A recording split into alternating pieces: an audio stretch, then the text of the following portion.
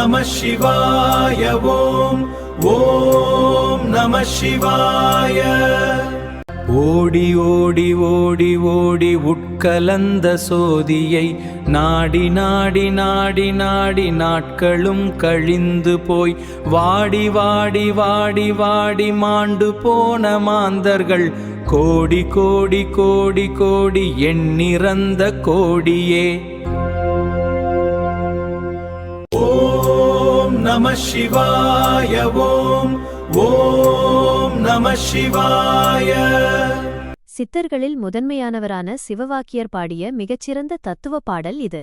பிரபஞ்சத்தின் பேரொளியான இறைவனை நாம் எங்கு தேட வேண்டும், மனிதர்கள் செய்யும் தவறு என்ன என்பதை மிக எளிமையாகவும் ஆழமாகவும் இந்த பாடல் விளக்குகிறது. இதோ பாடலின் எளிமையான பொருள் விளக்கம். பாடலின் வரிகளும் பொருளும். ஓடி ஓடி ஓடி ஓடி உட்கலந்த சோதியை. பொருள்: நம் ஒவ்வொருவருக்குள்ளும் உள்கலந்த பேரொளியாக ஆன்மாவாக இறைவன் வீற்றிருக்கிறார்.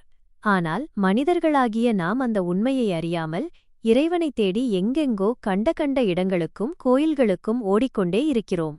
நாடி நாடி நாடி நாடி நாட்களும் கழிந்து போய்.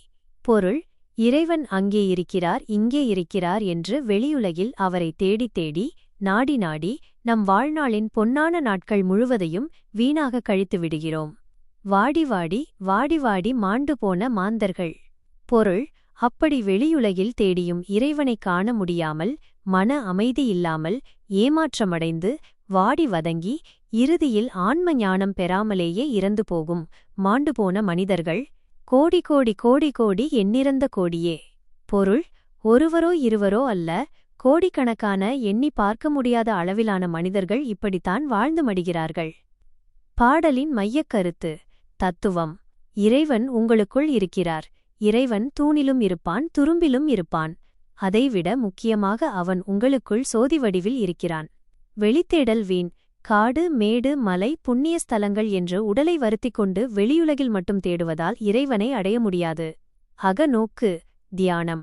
கண்களை மூடி உங்களுக்குள் உற்று நோக்கி தியானித்து உங்களையே நீங்கள் உணரும்போது உங்களுக்குள் இருக்கும் அந்த சிவஜோதியை, இறைவனை நீங்கள் தரிசிக்கலாம்.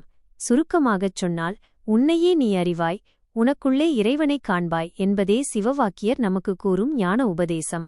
ஓம் நமச்சிவாய என்ற மந்திரத்தை மனதிற்குள் ஜெபித்து அகக்கண்ணால் இறைவனை தேட வேண்டும் என்பதை இப்பாடல் வலியுறுத்துகிறது. ஓம் நம சிவாய. ஓம் ஓம் நம சிவாய. ஓம் நம சிவாய. ஓம் ஓம் நம சிவாய.